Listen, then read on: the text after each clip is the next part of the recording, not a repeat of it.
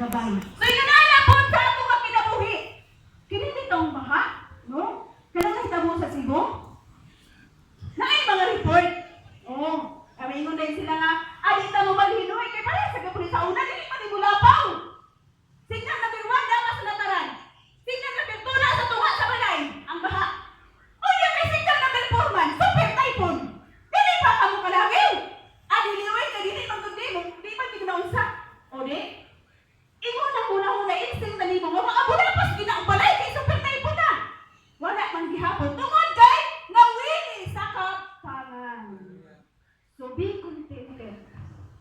Kining dili ka makontento aduna gihapoy ka laglagan sa imong kinabuhi.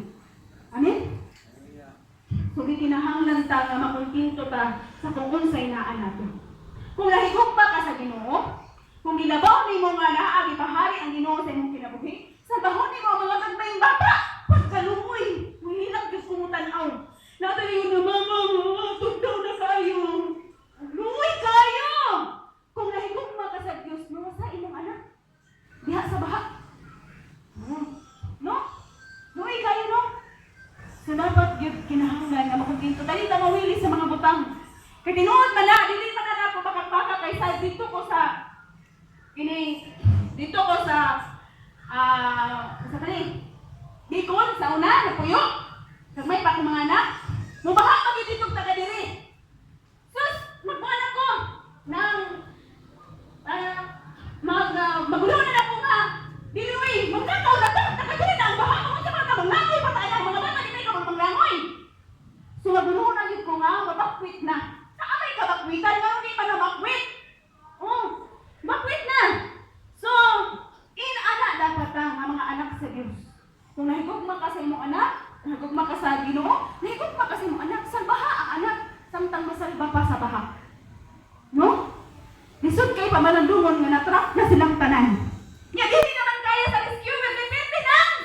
Ni mang naghanap pod nila. Oh, kayo anak man dahil sa una nga ay dito ni biyaan, kay naapay mo sunod sa kawatan. Kung sinawili ka sa kabdangan. No?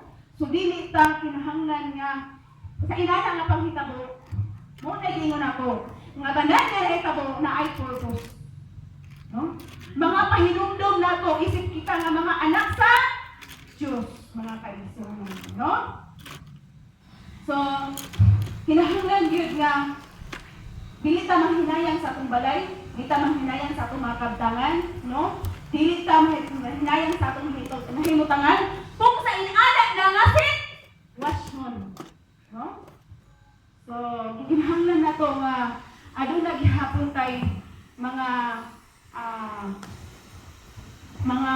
initiative na atong paghimuon. Isip kita nga mga anak sa Diyos. Hallelujah.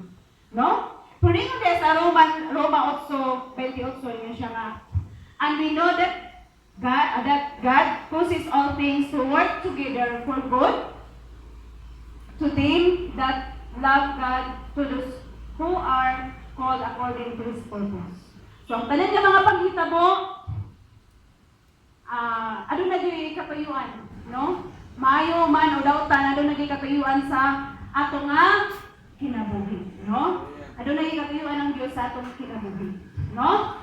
So, ato na hinumduman nga sa ato na yung kaluwasan, no? Kinahanglan gyud ay mangandam.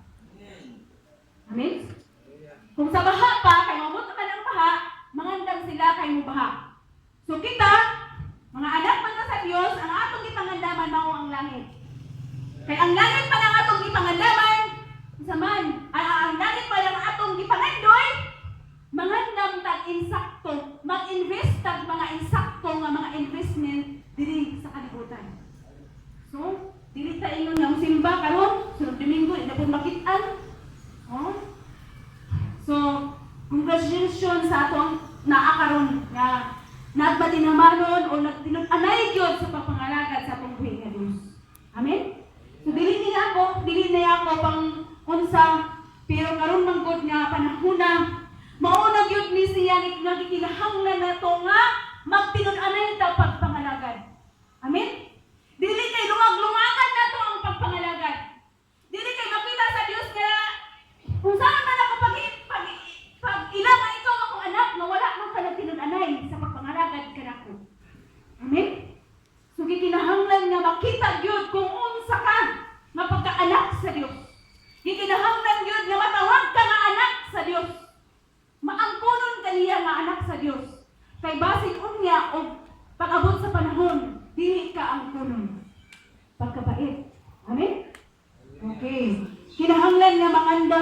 kita.